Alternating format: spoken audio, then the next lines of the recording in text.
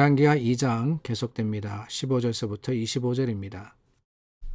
맞은편 여리고에 있는 선지자의 제자들이 그를 보며 말하기를 엘리야의 성령이 하시는 역사가 엘리사 위에 머물렀다 하고 가서 그에게로 나아가 땅에 엎드려 그에게 경배하고 그에게 이르되 당신의 종들에게 용감한 사람 50명이 있으니 청하건대 그들이 가서 당신의 주인을 찾게 하소서.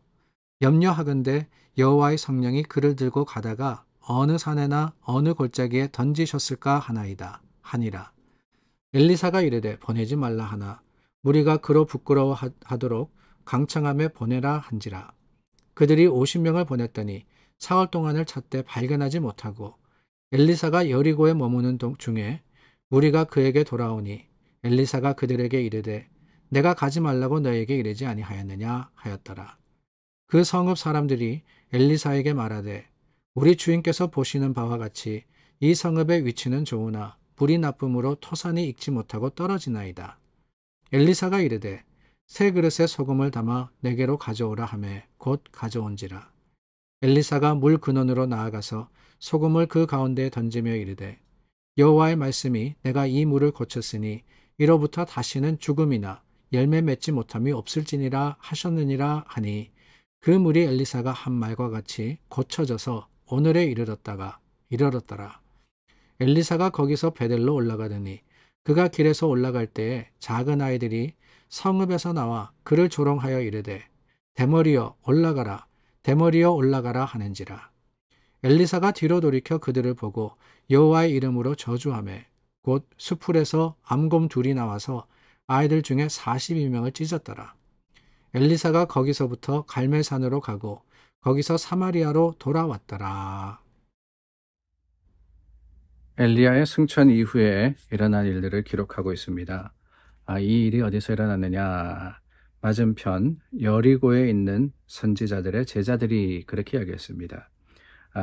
이 요단강에서 이 엘리야가 승천한 후에 맞은편 여리고라고 했죠.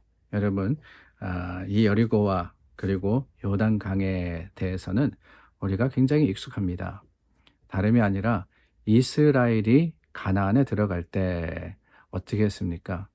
바로 요단강을 건너서 요단 동편에서 서편 지역으로 넘어가면서 그 첫 번째 성인 여리고를 함락시키지 않았습니까? 그것도 하나님의 특별한 방법으로 말입니다. 바로 거기, 바로 그 지역에서 일어난 일이 바로 엘리야의 승천이고 또한 엘리사가 이제는 이스라엘을 향해서 사역을 시작하는 바로 그 일입니다. 엘리야가 사라진 것을 보고 사람들이 그를 찾겠습니다. 한번 찾아보겠습니다. 그렇게 이야기를 했죠. 그런데 엘리사가 하지 마라. 물론 당연히 찾지 못했습니다. 근데 그 일이 있은 후에 엘리사의 첫 번째 기적이 오늘 본문에 일어나고 기록이 되어 있습니다. 엘리야, 우리가 너무나도 익숙하고 너무나도 잘 아는 선지자들인데 이들이 사역한 시기 그리고 장소는 다름이 아닙니다. 북이스라엘을 향해서 가장 영적으로 암흑했을 때, 가장 영적으로 어두웠을 때, 그때를 하나님께서 참 하나님의 말씀을 전하라고 이 둘을 택하셨고 사용하셨던 겁니다. 영적으로 암흑의 때였다라고 했는데요. 우리가 잘 알고 있는 아합, 여러분 이세벨과 아합 기억나시죠? 그 이세벨과 아합 이후에 그들이 계속해서 엘리야와 영적으로 다투지 않습니까? 그리고 그 아합의 아들이었던 아하시야, 저희가 그제 이 말씀을 나누었습니다. 이 아하시야 시대를 지나서 이제 여호람이라는 왕이 세워지게 되는데 그때를 지날 때, 그러니까 진짜 영적으로는 가장 암흑하고 가장 어두운 때였습니다. 죄가 관영하였고요. 그리고 이스라엘을 다스렸던 왕들도 악한 왕들이었습니다. 근데 이들이 나라를 다스릴 때 하나님께서는 어떻게 하느냐? 하나님께서는 그 유명한 엘리야와 엘리사가 사역하게 하시는 거예요. 저는 이게 감사의 제목이 아닌가 하는 생각이 듭니다. 영적으로 참 하나님의 임재, 하나님의 역사가 가장 필요할 때 하나님께서는 하나님의 사람들을 들어 쓰시는 거예요. 아합 그리고 아하시아 이들의 왕이 하나님 앞에서 악행했을 때 하나님은 오히려 하나님의 말씀이 들려지게 하시고 그 말씀 가운데 회개할 수 있는 기회를 하나님 사람들에게 주셨던 겁니다. 그래서 어쩌면은 우리가 이렇게 열왕기 상하 말씀을 읽어가면서 그렇습니다. 참 왕들 중에 이 선한 왕은 별로 없었거든요.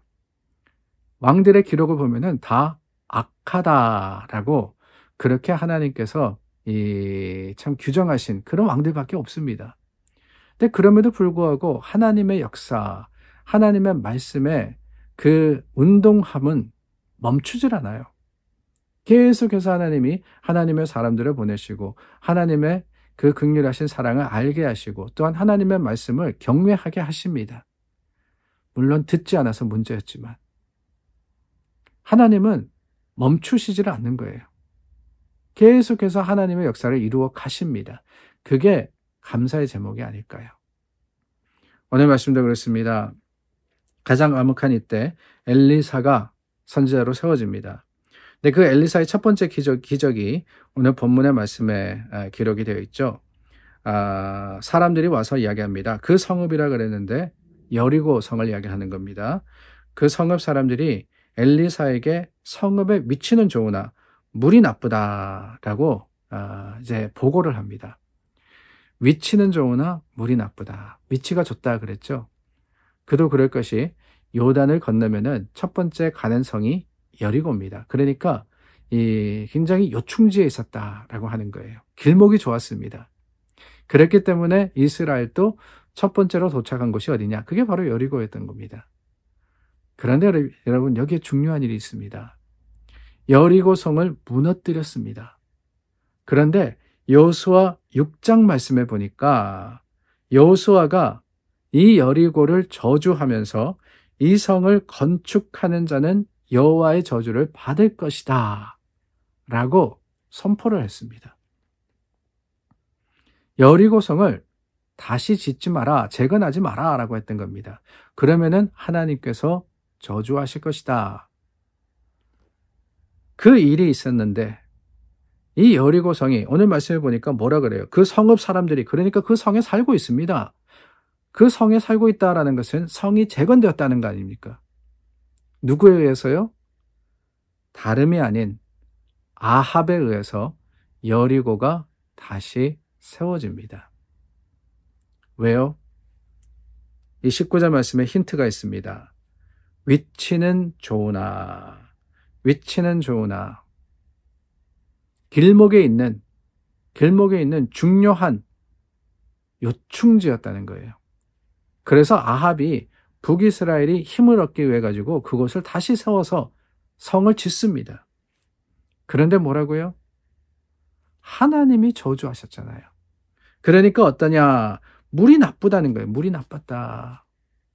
사람들이 억지로 세워봤지만은 그것이 복된 곳이 되지 못했습니다. 다만 오늘 말씀은 엘리사가 물 근원으로 가서 소금을 던지면서 그 샘을 고치는데 여기에도 중요한 게 있습니다. 21절 말씀입니다.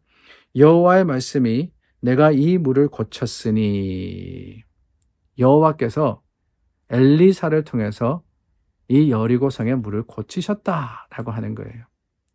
하나님이 저주하셨습니다. 그러나 하나님이 또한 고치십니다. 왜 그러셨느냐? 직접적으로는 하나님의 사람 엘리사의 역사가 있었기 때문에 하나님이 엘리사를 통해서 그 엘리사의 간구를 들어주신 겁니다. 근데 그것만이 아니라 더 크게 보면은 그렇습니다. 하나님은 쌈해 주시는 하나님이시기 때문에 그렇습니다. 때로는 우리가 고통을 당할 수도 있습니다. 우리에게 여러 가지 어려움들과 힘듦을 허락하시는 하나님이십니다. 그러나 하나님의 궁극적인 마음은 뭐냐? 우리를 감싸 안아주시는 사랑이다라고 하는 거예요. 여리고가 저주받았습니다. 그러나 영원토록 저주받게 내버려 두지 않으셨습니다. 회복시키셨듯이 오늘 저와 여러분 여러 어려움을 겪고 있다 할지라도 하나님의 회복이 멀지 않았다라는 기대를 가지고 주님을 찾아 구하는 믿음의 사람들이 될 수 있기를 바랍니다. 기도하겠습니다. 참 좋으신 하나님, 우리 연약하고 부족하나 하나님을 의지합니다. 주님 우리 가운데 임하시고 주님께서 새롭게 하심을 경험하는 교회와 성도가 되게 하여 주시옵소서. 예수님의 이름으로 기도드립니다. 아멘. 오늘도 우리 하루를 시작합니다. 주님과 또한 하나님의 말씀을 의지하고 믿는 마음을 가지고 승리하는 하루가 될 수 있기를 바랍니다.